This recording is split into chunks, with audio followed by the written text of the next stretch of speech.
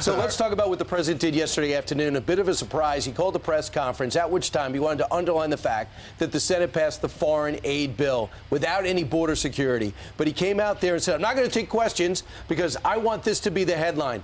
I want people to know that we need to support Ukraine, we need to support Israel, and we need this money now. And then he went out and he took on Donald Trump in a campaign-style way. Watch. Good afternoon. Before we begin, I'm going to make this statement, let it stand in its own. I'm not going to take any questions, but I'll be taking questions tomorrow and the next day. But I don't want anything to get in the way of the statement. To be very blunt about it. And the reason he did that was because it was last Thursday after the special counsel's report came out, Mr. Hur's report came out, and that press scrum was absolutely a disaster. And, you know, elderly, bad memory, all that stuff came out. He did not want a repeat. He wanted to stay on message, and he did. But then again, it made him look small, like, I'm not going to take any questions today.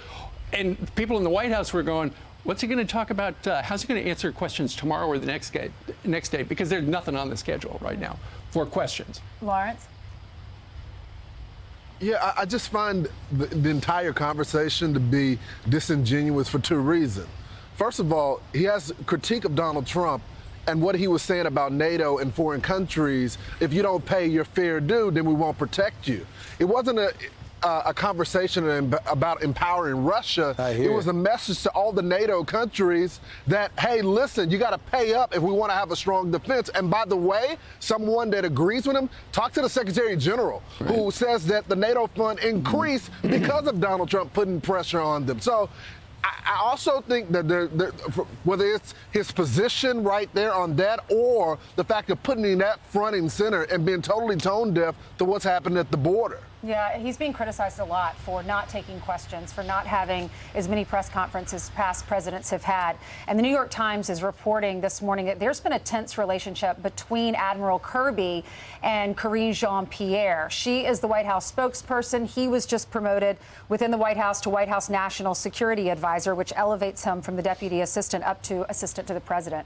And this article talks about how he's frustrated that Jean-Pierre has picked the reporters who ask him the questions at the briefing, and it says that he would one day want to be press secretary. In the article, it also talks about when the president named Karine Jean-Pierre, when they decided she was going to take over for Jen Psaki, they were at a reception to honor Jen Psaki, her departure in May of 2022. And the president was trying, this is according to a few sources that were anonymous that were interviewed, that he tried to reassure Karine Jean-Pierre not to worry about filling Ms. Psaki's shoes, and says you will have an admiral looking over your shoulder. Look, it's all about messaging.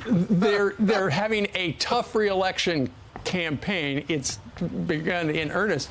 And they need better messaging. It's that simple. And that's why they brought John Kirby in, essentially, and expanded his role. But here's the thing. Remember, after the special counsel, we had Ian Sams come out, and he briefed the press, and he was very effective at what he did. And so, essentially, when you look at the two of them, John Kirby is very effective at speaking from the podium on a range of issues. Karine Jean-Pierre, historic, but at the same time, she relies on the big book of answers. Lawrence?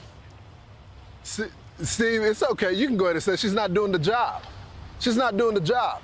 Every time there's a difficult press event, they have to bring different people in to supplement her press conferences. She can't do the job. And this is why I would be annoyed, too, if I didn't have the title, but yet I'm doing the job.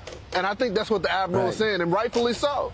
Yeah, she's got to point to the people. The Admiral answer the questions. It's comical. She's so insecure, and she's also very ineffective. I think they could find an intern for that. Right. They go to pick people to check boxes, not the best people. I'm Steve Doocy. I'm Brian Kilmeade. And I'm Ainsley Earhart. And click here to subscribe to the Fox News YouTube page to catch our hottest interviews and most compelling analysis.